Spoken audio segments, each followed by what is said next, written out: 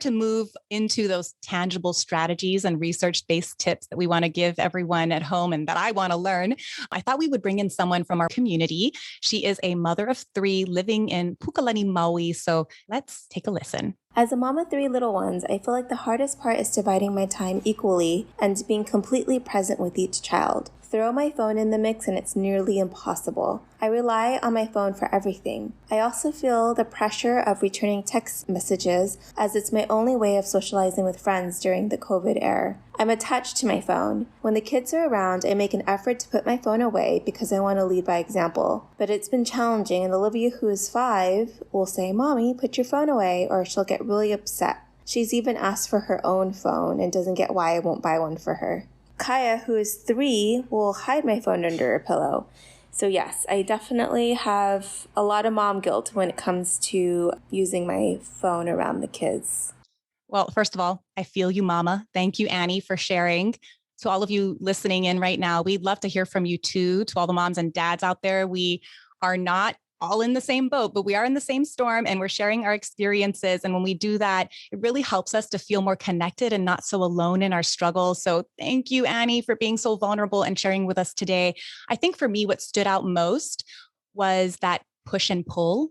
That tension of using our phones for essential reasons, whether that's to connect like Annie was using it or to make appointments for work. But as Annie shared, we're still trying our best to also be good role models for our kids. So maybe Dr. Shin, you can weigh in here with some research-based strategies that parents can use to beautify our communication with our children in this area. I mean, Annie's on the right track here, right? Yes. Thank you, Annie. Just like Malika said, thank you for sharing your experience. And then I'm sure that a lot of parents can relate to you.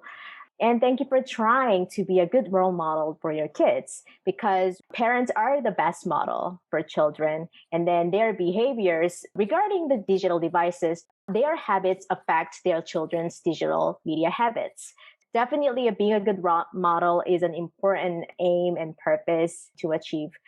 So yeah, keep working on that goal. But another thing I would advise based on research is that sometimes it's a very good idea to set a shared expectation between you and your children.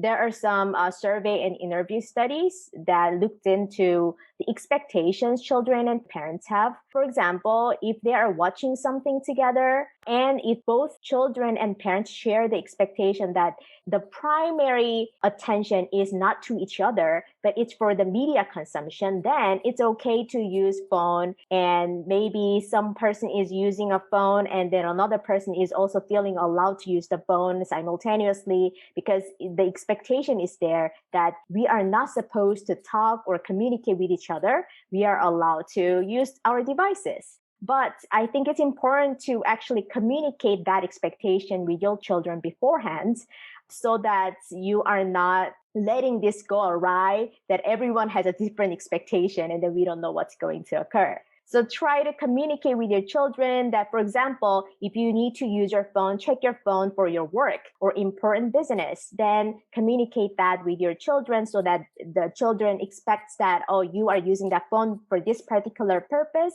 So your primary attention is for work for now, but mom will come back to you.